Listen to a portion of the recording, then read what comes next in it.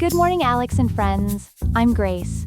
Today is Friday, March 14th, 2025, and you're listening to Alex's News.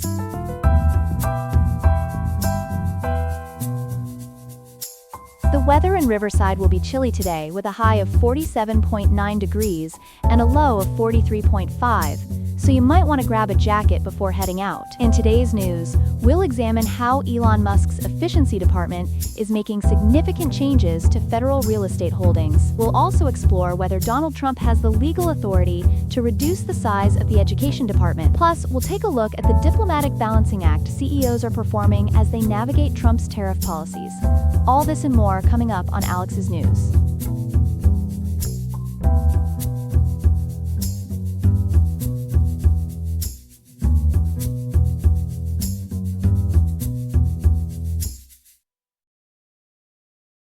Welcome to our morning news. In a major development from Washington, Elon Musk's controversial Department of Government Efficiency is making waves by canceling hundreds of federal real estate leases nationwide. Joining us to discuss this is our Washington correspondent, Ethan.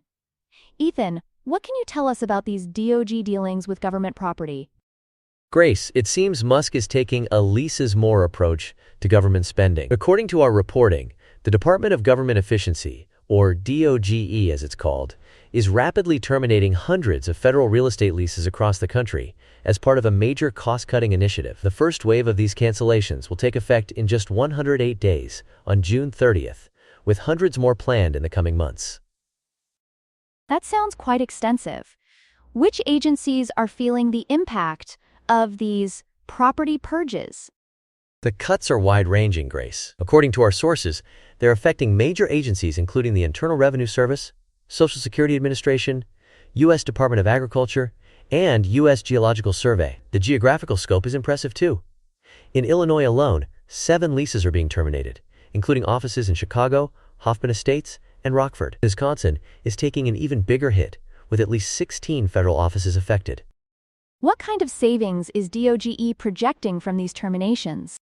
They're claiming substantial savings, Grace. DOGE estimates approximately $500 million will be saved over the terms of these leases, some of which extend into the 2030s. However, I should note that these figures haven't been independently verified, and importantly, they don't account for the costs associated with relocating staff and closing these offices. It's a bit like claiming you saved money on groceries while ignoring the gas it took to drive to the store.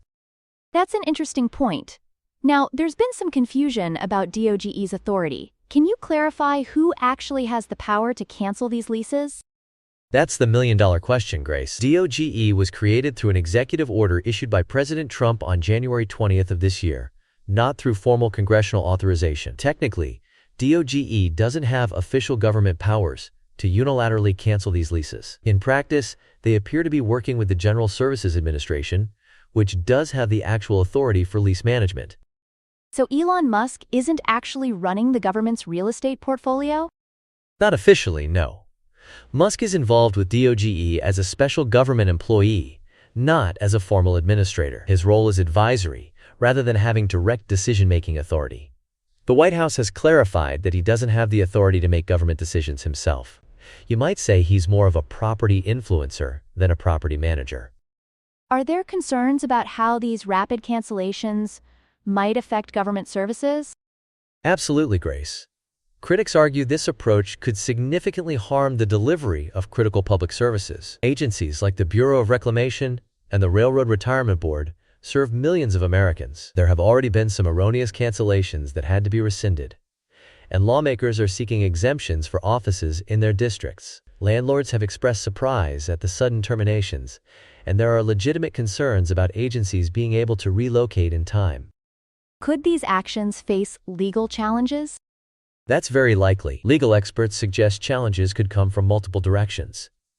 Landlords arguing contract violations, agencies contesting the lack of consultation, and judicial review of whether DOG's actions exceed its authority or violate constitutional principles. Interestingly, efforts to reduce the government's real estate footprint were already underway before Musk's involvement, suggesting DOGE may simply be accelerating existing initiatives.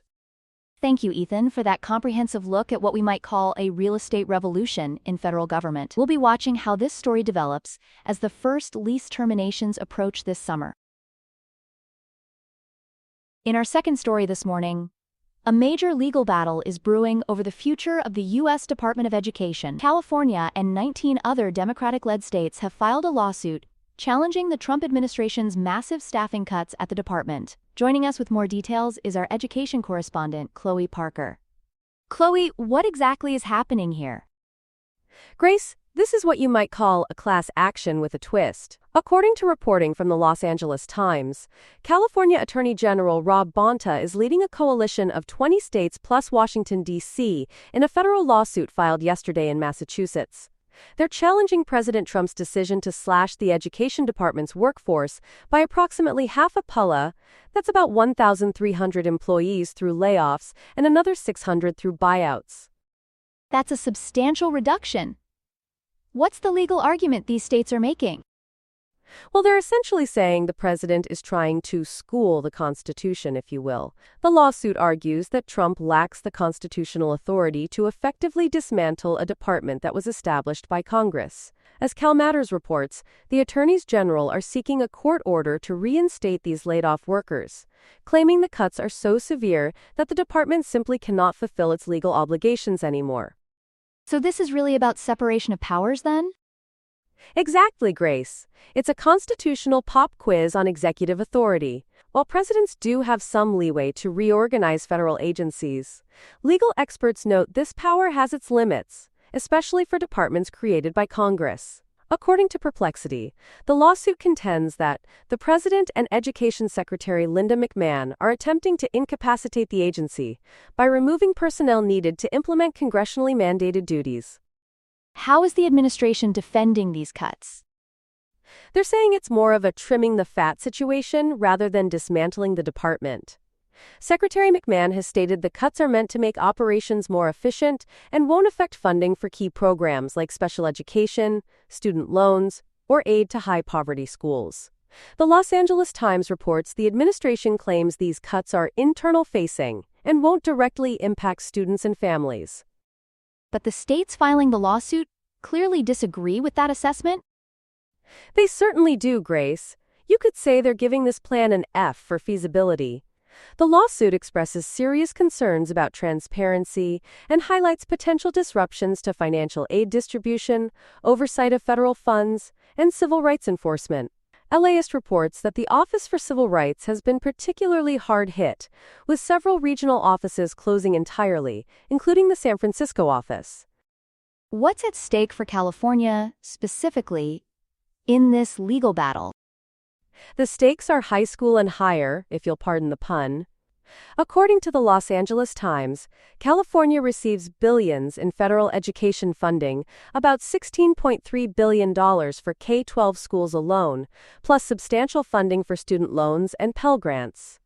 Attorney General Bonta was quoted saying, "Trump's anti-education agenda threatens the future of our students and our nation." Is there any precedent for this kind of legal challenge?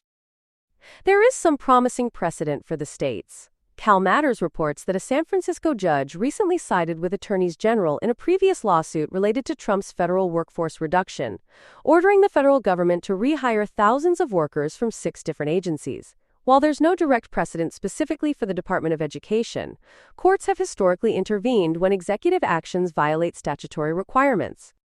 And when might we expect a ruling on this case? That's still unclear, but with the lawsuit just filed yesterday, we're likely looking at weeks or months of legal proceedings. The outcome could establish important precedents regarding presidential authority to restructure federal agencies through staffing cuts, rather than formal elimination requiring congressional approval. Thanks for that comprehensive breakdown, Chloe. We'll certainly be keeping an eye on this developing story. Here are some other headlines. China, Russia, and Iran have jointly called for the end of U.S. sanctions on Iran and the restart of nuclear talks. The 3 nations emphasize the need for political and diplomatic dialogue based on mutual respect to resolve issues surrounding Iran's nuclear program. This comes as Iran continues to enrich uranium to near weapons-grade levels of 60%, far beyond the 3.67% limit set by the Joint Comprehensive Plan of Action, which the U.S. withdrew from in 2018. China and Russia, both permanent members of the UN Security Council, maintain close economic and strategic ties with Iran. Turkish Foreign Minister Hakan Fidan, Defense Minister Yasar Güler, and Intelligence Chief Ibrahim Kalin made a surprise visit to Damascus following Syria's agreement to integrate the Kurdish-led Syrian Democratic Forces into its military. Turkey views the SDF as a terrorist organization due to its links with the Kurdistan Workers' Party. The delegation aimed to assess how this integration would be implemented and its potential impact. During the visit, President Erdogan honored Ragid al-Tatari, a former Syrian fighter pilot imprisoned for 43 years under the Assad regimes. Europe's military personnel shortfalls have been exposed, as former President Trump warns that U.S. security priorities lie elsewhere. NATO plans to deploy up to 300,000 troops to its eastern flank within 30 days, in case of Russian aggression, but these plans heavily rely on U.S. military participation. Despite having about 1.5 million active duty personnel, Europe struggles with effective deployment due to lack of centralized command. Several countries are considering reinstating conscription, with Poland aiming to double its army size to 500,000 soldiers. Democratic Representative Raul Grijalva of Arizona has died at age 77 from complications related to cancer treatment.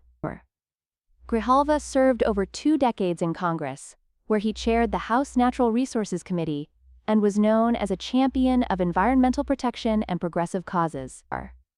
Before his congressional career, he served on the Tucson Unified School District School Board and as a Pima County supervisor. His seat will remain vacant until a special election later this year, with potential contenders including his daughter Adelita Grijalva and Tucson Mayor Regina Romero. Once routine immigration check-ins have become high-stakes calculations, as some immigrants are being detained during these appointments. Under the current administration, there has been a shift toward stricter immigration enforcement, with ICE custody reaching its highest level since November 2019. A Colombian immigrant named Felipe was detained and deported during a check-in in Cedar Rapids, while his partner Jun Hojan, fearing the same fate, skipped his next appointment. Immigration advocates worry that immigrants might stop attending these check-ins altogether, potentially putting themselves at greater risk of deportation.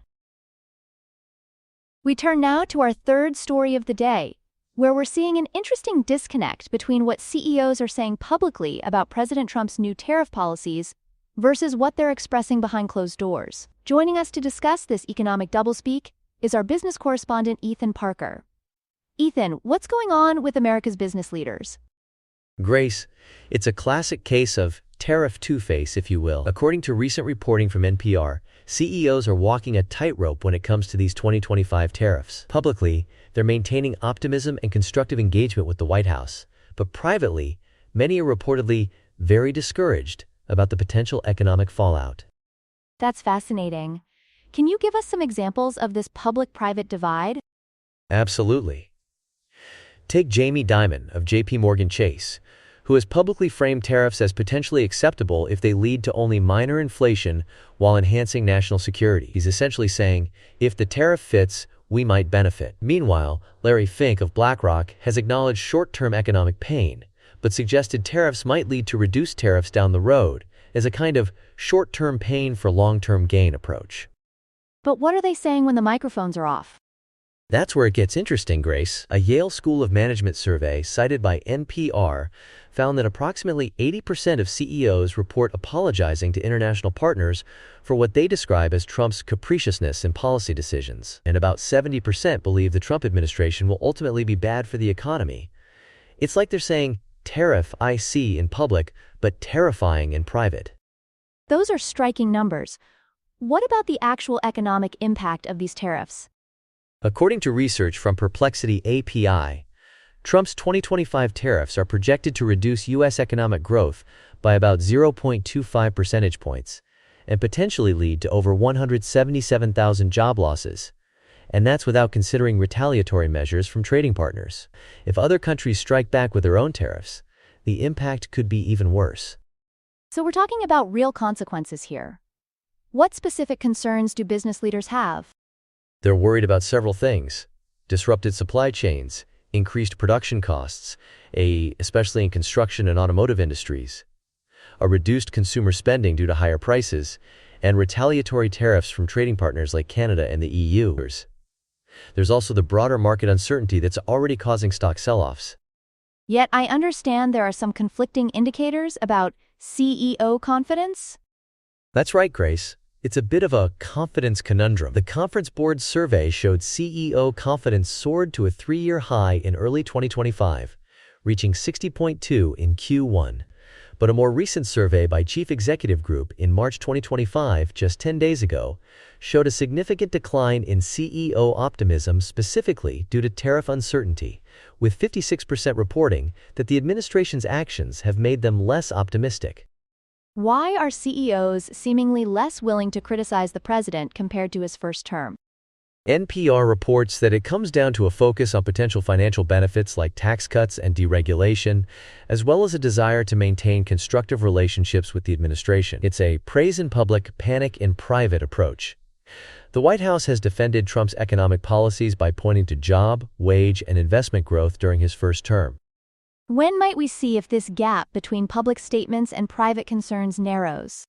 The Conference Board's next survey in May 2025, about 47 days from now, will be closely watched. If the projected negative consequences of these tariffs materialize in ways that become impossible to downplay, CEOs might find it harder to maintain their public optimism while privately wringing their hands. Thank you, Ethan, for that insightful look at what appears to be quite the corporate balancing act. I guess when it comes to tariffs, these CEOs are trying not to tax their relationship with the White House. Exactly, Grace. They're hoping their businesses won't be the ones paying the ultimate tariff. Thanks again, Ethan, for that report based on reporting from NPR and research from Perplexity API. That's all we have for now. Today's episode was made by Alexander King, with Claude Sonnet 3.7, Gemini Flash 2.0, the Perplexity API, and the Google Cloud Text-to-Speech API. I hope you have a great day. I'll see you tomorrow, Alex.